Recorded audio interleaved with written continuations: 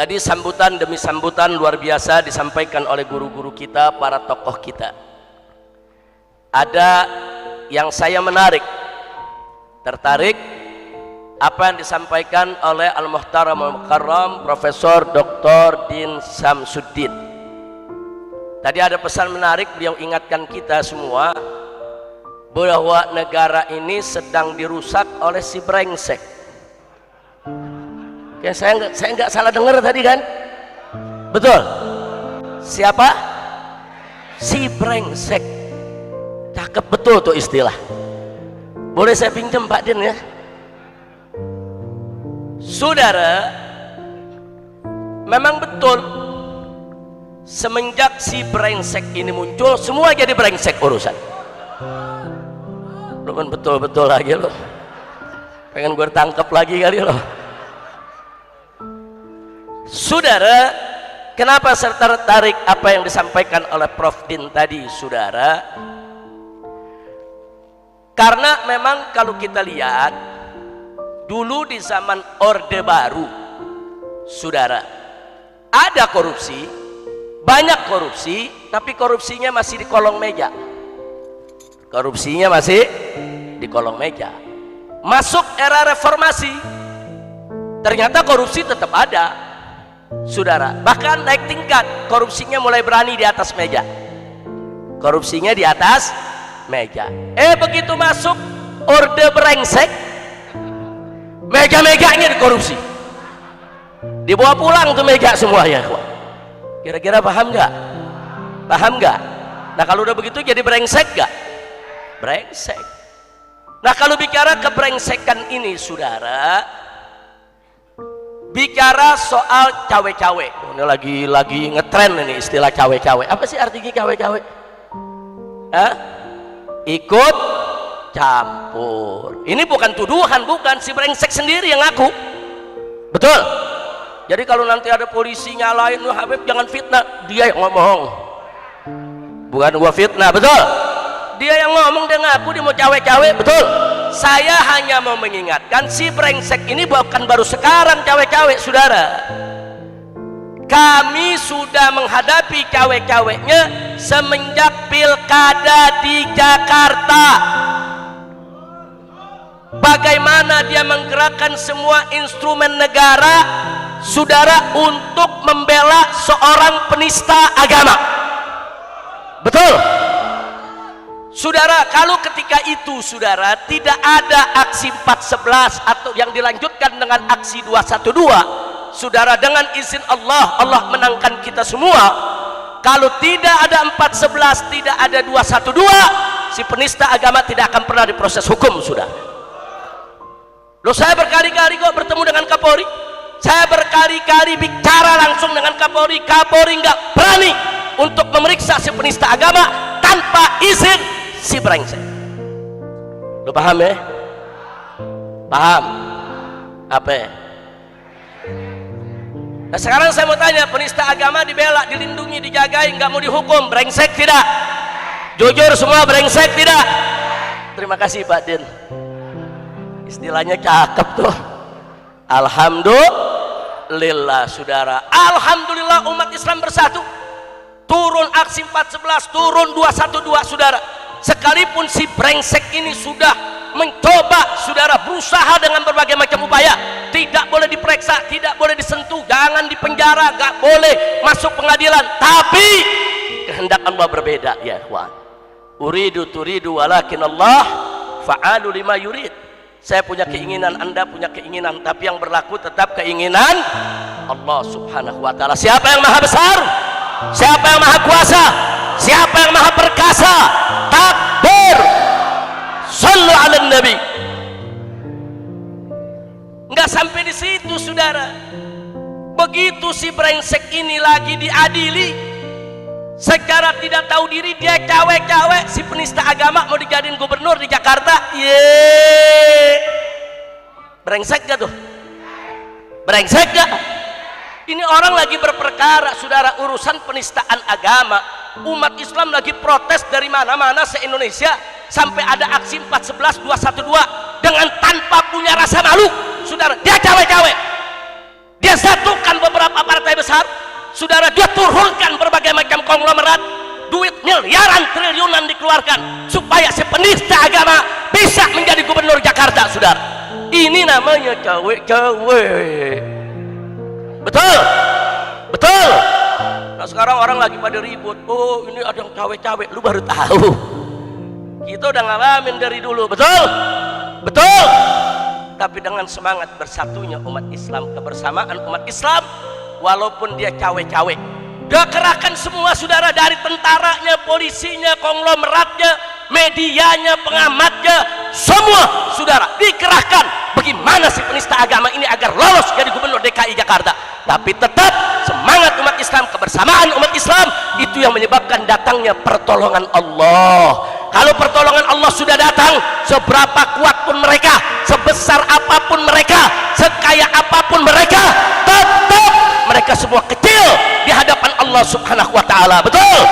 Siapa yang maha kaya? Siapa yang maha besar? Siapa yang maha kuat? Takbir. Hasilnya saudara, yang didukung si brengsek, lengser dan longsor. Alhamdulillah. Pertolongan siapa? Pertolongan siapa? Nah, kenapa saya sebut lengser dan longsor? Lengser nggak bisa jadi gubernur dan longsor masuk penjara. Alhamdulillah. Begitu keluar dari penjara pakai diangkat jadi komisaris Pertamina. Brengsek gak? Brengsek gak? Jadi saya setuju tuh Pak Din, itu perlu dibuat apa, hak ciptanya tuh Pak Din. Ini brengsek saudara, memang dari dulu sudah brengsek. Dan lebih brengseknya lagi, setelah dia kalah dia tidak terima. Para tokoh dikriminalisasi, habaib dikriminalisasi, ustadz dikriminalisasi. Saya gak usah cerita, 17 perkara. Masya Allah, brengsek tidak? Brengsek tidak? Brengsek tidak? Lo tahu kan siapa brengsek? Jangan lu sebut nama, besok tuh penjara. Kira-kira jelas gak? Saya tanya, brengsek gak?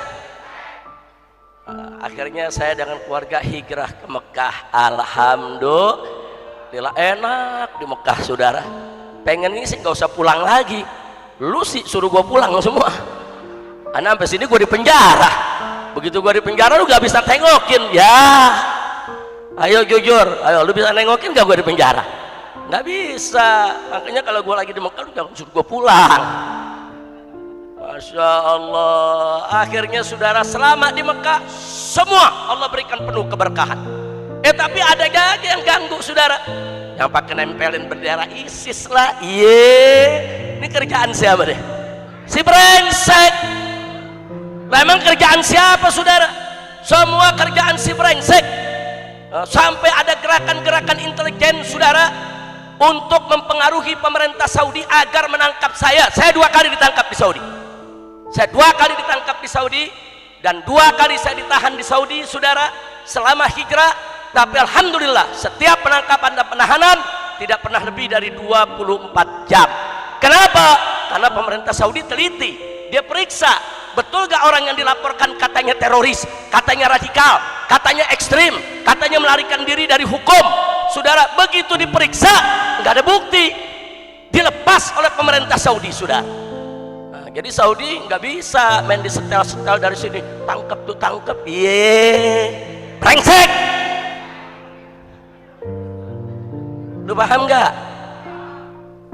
Anak kita mau pulang saudara, 3 kali saya mau pulang nggak bisa, terus dihalang-halangi, terus dikegah saudara. Brengsek gak tuh? Brengsek gak tuh? Sampai pulang yang terakhir, saya mau pulang yang terakhir, besok tinggal berangkat. Tahu-tahu hari ini saudara ada gerakan hacker dari Indonesia membatalkan seluruh pesanan daripada tiket pesawat saya dan keluarga, batal semua. Brengsek gak? Oh kita protes, kita punya tanda bukti pembayaran, kita usahakan lagi, dapat lagi itu tiket dengan pesawat berbeda, jam yang sama saudara.